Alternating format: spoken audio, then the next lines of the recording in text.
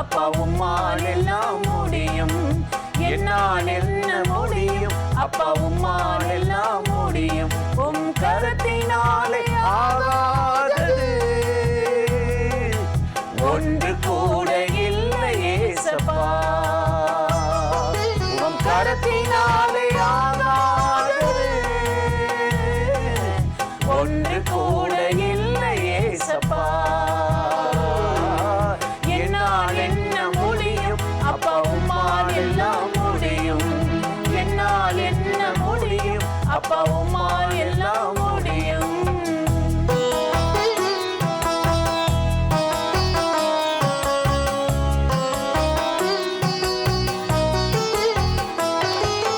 செங்கடலை நீர் திறந்திட்டார், அது எனக்கு முன்பாய் வழி திறக்குமே. எரிகோவை நீர் வீழ்த்தினார், அது எனக்கு முன்பாய் விழுந்து கிடக்குமே. செங்கடலை நீர் திறந்திட்டார், அது எனக்கு முன்பாய் வழி திறக்குமே. எரிகோவை நீர் வீழ்த்தினார், அது எனக்கு முன்பாய் விழுந்து கிடக்குமே. என்னால் என்ன முடியும் அப்பா உம்மால் எல்லாம் முடியும். என்னால் என்ன முடியும் அப்பா உம்மால் எல்லாம் முடியும்.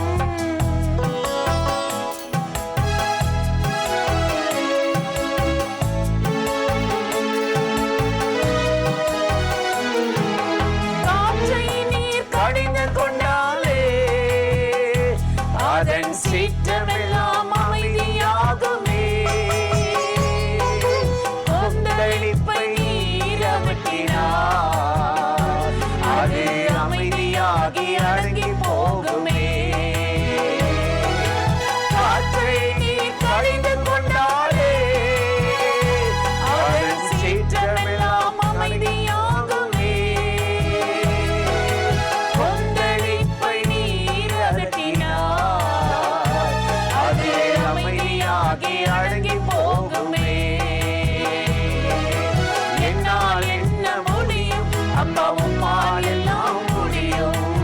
என்னால் என்ன முடியும் அப்பா உம்மால் எல்லாம் முடியும்.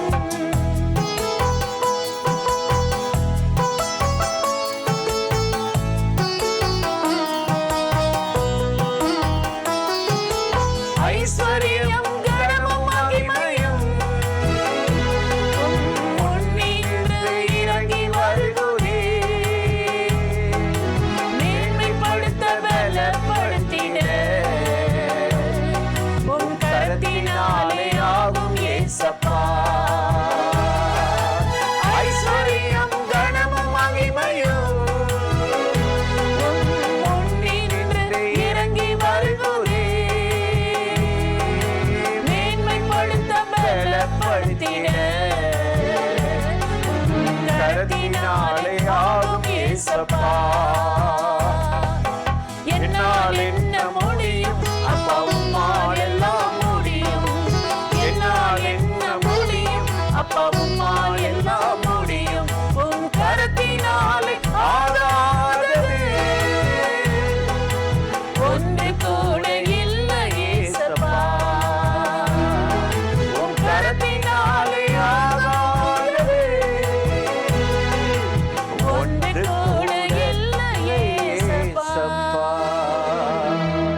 பிரியமானவர்களே, ஆண்டவராகிய இயேசுவின் நாமத்தினாலே இந்த காலை நேரத்தில் இயேசுவை தினம் பார்ப்போம் என்ற இந்த நிகழ்ச்சியின் மூலமாக உங்களை சந்திப்பதில் மிகுந்த மகிழ்ச்சி அடைகிறேன். கர்த்தர் நல்லவர்.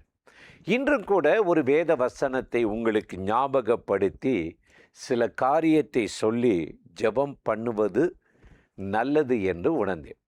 61ஆம் சங்கீதம் 2வது வசனத்திலே தாவீது ஒரு ஜெபத்தை ஏறெடுக்கிறார். என்ன சொல்லுகிறார்?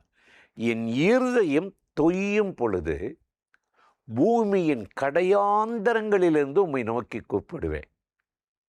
தேவனே, எனக்கு எட்டாத உயரத்தில் என்னை கொண்டு போய்விடும். எவ்வளோ ஒரு அருமையான ஜெபம்ல. இன்னைக்கு எல்லா மனுஷனும் விரும்புகிற ஒரு காரியம், நான் எட்டாத உயரத்தில் கொண்டு போய், நான் வேண்டிக் கொள்வதற்கும் நினைப்பதற்கும் மேலாக என்னை ஆசீர்வதியும் அப்படின்னு சொல்கிறத நம்ம பார்க்குறோம். ஏனென்றால் தாவீதினுடைய வாழ்க்கையில் பல வருஷங்கள் வனாந்தரத்தில் காட்டிலே வாழ்ந்தான். அவன் தகப்பனும் ஆடுமைக்க போட்டான். சவுல் ராஜாவும் கோலியாத்தை அடித்து திரும்பும் பொழுது, இவனை இங்கே வச்சா எனக்கு காம்படிஷனாக போட்டியாக வந்துடுவான்னு காட்டுக்குள்ளே விரட்டி விட்டுட்டான். பசியாக இருக்கிறான், தண்ணி இல்லை, உணவு இல்லை, உடை இல்லை, வெயிலையும் பனியிலையும் கடந்து என் வாழ்க்கை காட்டிலே முடிஞ்சிருமோ அப்படின்னு நினைத்து சோர்ந்து போகும்போது தான் இந்த வார்த்தையை சொல்லுகிறான், என் இருதயம் தொய்யும் பொழுது பூமியின் கடையாந்தரங்களிலிருந்து உம்மை நோக்கி கூப்பிடுவேன், எனக்கு எட்டாத உயரத்தில் கொண்டு போயிரு. கண்ணீரோடு கதறினாரா, எப்படியாவது முன்னேற்றுங்கப்பா, எப்படியாவது என்னை ஆசீர்வதிங்க, என் வறுமையை மாற்றுங்க, என் தொழிலில் விருத்தியை தாங்க வேண்டிக் கொண்டான். ஆண்டவர் இந்த ஜெபத்தை கேட்டாரா இல்லையா? கேட்டார். 78ஆம் சங்கீதம் 71 பார்க்கிறோம், கரவலின் ஆடுகளின் பின்னே அலைந்த அந்த தாவீதை இஸ்ரவேலுக்கும் யாக்கோப்புக்கும் தலைவனாகவும் மெய்ப்பனாகவும் ஏற்படுத்தி உயர்த்தினாராம். ஒரு சிங்காசனத்தை அவனுக்கு கொடுத்து ஆசீர்வதித்தாரா. எவ்வளோ ஒரு அருமையான ஆண்டவர்! அந்த வாஞ்சை, அந்த எண்ணத்தை எட்டாத உயரத்தை கொண்டு போன்னு சொல்லி ஏவுதலை கொடுத்தவரே கர்த்தர் தான். இன்றைக்கு இந்த காலை நேரத்தில் உங்கள் இருதயம் கூட அப்படித்தானே புலம்புகிறது, எட்டாத இடத்துல ஒரு முன்னேற்றத்தில் கொண்டு போங்கன்னு சொல்லி வேதம் அருமையாக சொல்லுது. ஏசாயா 55:9, உன் வழிகள் என் வழிகள் அல்ல, உன் நினைவுகள் என் நினைவுகள், பூமியை பார்க்கலும் வானம் எப்படி உயர்ந்திருக்கிறதோ என் வழிகள் உயர்ந்த வழிகள். உங்கள் வழியெல்லாம் ஒரு வருஷம் நல்லா இருக்கும், 2 வருஷம் நல்லா இருக்கும், ஒரு ப்ராஜெக்ட் கிடைச்சா நல்லா இருக்கும். கர்த்தருடைய வழி அப்படி அல்ல. அது உன் நினைவுகளை காட்டிலும் அவர் வழி உயர்ந்திருக்கிறதா, மேன்மையான வழியா. அப்படிப்பட்ட வழியை கர்த்தர் ஒவ்வொரு மனுஷனுக்கும் வைத்திருக்கிறார். நம்ம போய் அதை கண்டுபிடிக்கிறது இல்லை, ஆண்டவர்கிட்ட கேட்கறதும் கிடையாது. அதனால தான் இதை நம்ம மெயின்டைன் பண்ணிக்கிட்டு வாழ்க்கையில் அப்படியே வாழ்ந்து ஓடிக்கொண்டிருக்கிறோம். ஆண்டவராகிய தேவன் சொன்னார், எரேமியா 33:3 வாசித்து பார்த்தா அவர் சொல்றாரு, என்னை நோக்கி கூப்பிடு, நான் உனக்கு மறுமொழி கொடுத்து நீ அறியாததும் உனக்கு எட்டாததுமான பெரிய காரியங்களை செய். நீங்கள் அறியாத சில காரியம் இருக்குது, உங்கள் அறிவில் உங்கள் நினைவில் தோன்றாத எட்டாத சில காரியம் இருக்குது. அது எப்போ உங்கள் கண்ணுக்கும் உங்கள் சிந்தைக்கும் புலப்படுனா ஆண்டவரை நோக்கி கூப்பிடும்போது. ஜெபம் பண்ணணும். சும்மா மேலோட்டமாக ஆண்டவரே உங்களுக்கு சித்தமானபடி ஆசீர்வதிங்கன்னா அவர் 10ஓட 1 11 போன்றது தான். அதுவல்ல, தாழ்த்துகிறான். என் இருதயம் தொய்யும் போது பூமியின் கடையாந்தரங்களிலிருந்து உம்மை நோக்கி கூப்பிடுவேன், எனக்கு எட்டாத உயரத்தில் என்னை கொண்டு போய்விடும். என் தரித்திரத்தை மாற்றும், என் பற்றாக்குறையை மாற்றும், என் வறுமையை மாற்றும். எவன் ஜெப நேரம் குறையுது அதிகமாக்கும், விசுவாசத்தை வர்த்திக்க பண்ணும். அப்படி எல்லாம் அவன் கெஞ்சி தாழ்த்தின போதுதான் எட்டாத கண்மலையின் மேல் நிறுத்தி அவனுக்கு ஒரு சிங்காசனத்தை கொடுத்து ஆசீர்வதித்த தேவன் இன்றைக்கு அவர் வாழ்கிறார், உயிரோடு இருக்கிறார். வேதத்தை வாசித்து பார்த்தீங்கன்னா 139ஆம் சங்கீதம் 6 பார்க்குறோம். என்ன சொல்லப்பட்டது தெரியுமா? உம்முடைய அறிவு எனக்கு எட்டாததாக இருக்கிறது. நம்ம படிப்பை வச்சோ நம்ம சம்பாதித்த வச்சோ வாழ்க்கையில் முன்னேற முடியாது. நம்ம ஜெபம் பண்ணும்போது கர்த்தர் நமக்கு ஞானத்தை தருகிறார், புத்தியை தருகிறார், அறிவை தருகிறார். இந்த அறிவில் தேவனுடைய வல்லமை இறங்கு, அவருடைய அறிவு வரும்போது உங்களால் சாதிக்க முடியாத ஒன்றும் கிடையாது. கடினமானதை லகுவாக்கிடுவார். அதான் தெய்வ பயமே ஞானத்தின் தொடக்கம். அவர்தான் ஞானம், அவர்தான் அறிவு, அவர்தான் புத்தி. நீங்கள் எதையும் லகுவாய் செய்வதற்கு அந்த அறிவை ஆண்டவர் உங்களுக்கு தருவார்.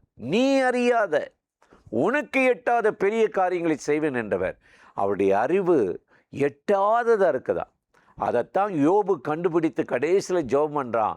யோபு 42:3 எனக்கு அறிந்ததையும் அறியாதையும் அழைப்பி விட்டேன், இப்பொழுது உம்முடைய அறிவு எனக்கு ரொம்ப ஆச்சரியமாக இருக்குது, என்னை ஞானத்தினால் நிரப்பும், என் வாழ்க்கையிலே இந்த வீழ்ச்சிக்கு நான் தான் காரணம், உம்மை அறிய வேண்டிய விதத்தில் அறியாமல் போனேன் என்று ஜெபம் பண்ணா. மறுபடியும் கர்த்தர் அவனை தலைக்கச் செய்து இழந்த எல்லாவற்றையும் கொடுத்து எட்டாத உயரமான இடத்திலே கொண்டு போன தேவன்.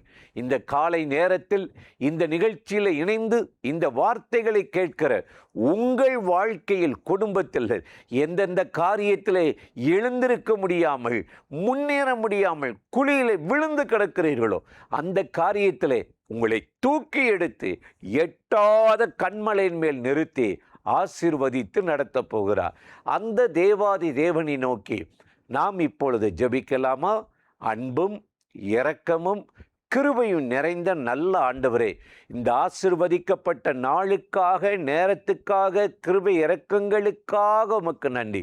இப்பொழுது யாரெல்லாம் இந்த நிகழ்ச்சியில் இணைந்து இந்த வார்த்தைகளை கேட்கிறார்களோ, என் இருதயம் தொய்யும் போது பூமியின் கடையாந்தரங்களிலிருந்து நீ தூக்கிவிடும் என்ற வார்த்தையின்படி எட்டாத உயரத்தில் உம்முடைய பிள்ளைகளை கொண்டு போயிடலும்.